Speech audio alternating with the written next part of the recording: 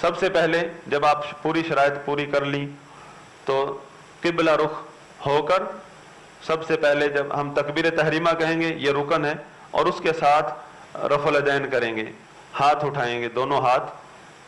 दो तरीके हैं इसमें, इसको दो तरीके, एक ही अमल के दो तरीके हैं, तो इसको तारुज नहीं कहते। कई लोग जहालत की बिना पर इन चीज़ों को उलझाने की कोशिश करते हैं। ये नबी सल्लल्लाहु अलैहि वसल्लम की बाज़ सुन्नतें दो तरह से होती हैं, उसको कहते हैं इख्तिलाफ तनव्वु, कि इस एक अमल को आप दो तरह कर सकते, कभी इस तरह कर लें, कभी इस तरह कर लें। आपकी सहूलत के लिए अल्लाह के नबी सल्लल्लाहु अलैहि वसल्लम ने बताया है। कंधों तक उठा लें, ये भी साबित है, कानों तक उठा लें, ये भी साबित है। ये तरीका सही नहीं है, कानों से लगाना या यूं करना, तो ये सही नहीं है। कंधों तक या कानों तक उठा लें, अल्लाहु अकबर, और हाथ दाएं हाथ को बाएं बाजू पर रखना, ये सुन्नत है। यानी दाएं हाथ को बाएं बाजू पर रखना है और इसको सीने पर रखना है, सीने पर रखना है। और रखने का तरीका यह है कि दायां हाथ जो नबी सल्लल्लाहु अलैहि वसल्लम की से का कैफियत साबित है। एक तो है बुखारी शरीफ की हदीस कि आपका हुक्म था कि जो भी बंदा नमाज में हो वो दाएं हाथ को बाएं बाजू पर रख लो। अब बाजू तो यहां से लेकर यहां तक है, तो ज़िरा ये है। लेकिन नबी सल्लल्लाहु अलैहि वसल्लम से जो कैफियत साबित है वो इस तरह है कि दायां हाथ, दाईं हथेली आप सल्लल्लाहु अलैहि वसल्लम बाईं हथेली पर इस तरह रखते थे कि ये हथेली, ये जोड़ और ये कलाई तीनों आ जाते नीचे। और रखना, एक है रखना, एक है पकड़ना। रखना साबित है और पकड़ना भी इसके बारे में रिवायात है। रखना और पकड़ना इस तरह, और सीने पर ये कोई सुन्नत नहीं है। या ये मैंने पहले जिक्र कर दिया, नबी सल्लल्लाहु अलैहि वसल्लम की जो सुन्नत है वो ये है। ये मेरी बात नहीं, हम हिंदुस्तान के हमारे जो मिशकात शरीफ की शरह की है शेख मुबारकपुरी रहमहुल्लाह, कई मुबारकपुरी हैं, वो जो शारे मिशकात हैं, उन्होंने भी इस पर तंबीह की है कि ये सुन्नत नहीं, आप लोगों ने खुद निकाला है कि क्योंकि बाजू का लफ्ज़ है, बाजू है, ये भी नबी की जो सुन्नत है, कैफियत है, वो ये है।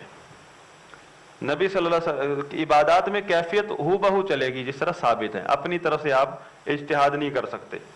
तो हाथ बांधने की कैफियत एक ही है, बस ये है, ये नहीं है, ये नहीं है। और ये तो बिल्कुल ही गलत है।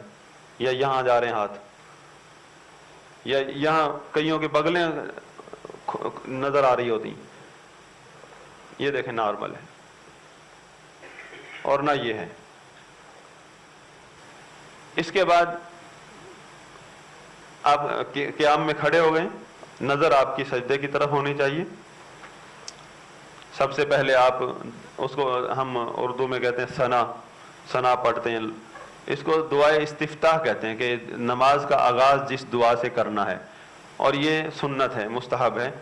इसमें तकरीबन 7 दुआएं साबित हैं। सुब्हानकल्लाहुम्मा व बिहम्दिका, ये भी है। अल्लाहुम्मा बाइद बैनी व बैन खतायाया, ये भी है। तो जो दुआओं की किताब है हिस्नुल मुस्लिम, उसमें सारी दुआएं हैं।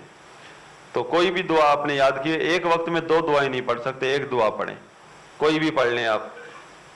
तो दुआ पढ़ के फिर आऊज़ु बिल्लाहि मिनश शैतानिर रजीम, या आऊज़ु बिल्लाहि समीउल अलीम मिनश शैतानिर रजीम मिन हमज़िहि व नफ़्ख़िहि व नफ़्सिहि, बिस्मिल्लाहिर रहमानिर रहीम, सूरतुल फातिहा, अल्हम्दुलिल्लाहि रब्बिल आलमीन, अर्रहमानिर रहीम, मालिकि यौमिद्दीन, इय्याका नअबुदु व इय्याका नस्तईन, इहदिनस सिरातल मुस्तक़ीम, सिरातल लज़ीना अनअमता अलैहिम गैरिल मग़दूबि अलैहिम वलद्दाल्लीन, आमीन।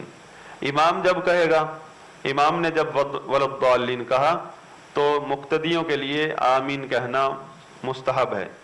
आमीन बुलंद आवाज से कहना, आमीन कहने पर सबका इत्तेफाक है।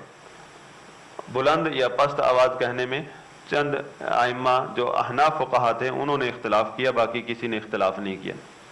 सबका इत्तिफाक है जमहूर अहले इल्म का कि ये सुन्नत है, मुस्तहब है। और उसके बाद इमाम हो या आप अकेले हों तो सूरत पढ़ेंगे। इमाम जब सूरत पढ़ना शुरू करेगा तो आपने खामोशी से सुनना है, اگر آپ امام ہیں یا آپ اکیلے ہیں تو پھر آپ نے سورۃ الفاتحہ کے بعد آمین کے بعد سورت پڑھنی ہے. اس میں اپنی مرضی ہے، جہاں سے مرضی قرآن پڑھیں، جتنا مرضی پڑھیں. امام کے لیے ہے کہ وہ اپنے مقتدیوں کا خیال کرے گا، سنت کا لحاظ رکھے گا کہ فجر کی نماز میں کیا پڑھنا ہے، جمعے کی نماز میں کیا پڑھنا ہے، اس کا بھی لحاظ کرے گا، مقتدیوں کا بھی لحاظ کرے گا، لمبی چھوٹی نماز کا بھی لحاظ کرے گا. امام کی کافی ذمہ داریاں ہیں. لیکن آپ جب اکیلے ہیں جتنی مرضی لمبی کریں. ایک ہی آیت کو دہرا سکتے ہیں. آپ کو قرآن نہیں آتا، سورۃ الفاتحہ کے بعد قل هو اللہ آتی ہے، قل هو اللہ احد، اسی آپ چاہتے ہیں میں لمبی لمبی رکھتے ہیں پڑھوں، آپ اسی کو پڑھتے رہیں، دہراتے رہیں، 1 گھنٹے پڑھتے رہیں. تو کیونکہ لمبا قیام جو ہے، اس سے یہ عبادت ہے، خشوع پیدا ہوتا ہے. لمبے لمبے قیام کرنے سے خشوع خضوع پیدا ہوتا ہے. وہ پیدا کرنے کے لیے لمبی لمبی نمازیں پڑھنی پڑتی ہیں. تو اگر آپ اکیلے نماز پڑھ رہے ہیں اور نفل ہے تو قرآن اٹھا کر بھی آپ پڑھ سکتے ہیں. قرآن اٹھا کر آپ اپنے ناظرہ الحمدللہ آپ کو آتا ہے تو ترتیب سے قرآن ختم کرے رات کو عشاء کے بعد تہجد میں. تو یہ آمین کے بعد جو سورت پڑھنا ہے یہ سنت ہے، مستحب ہے.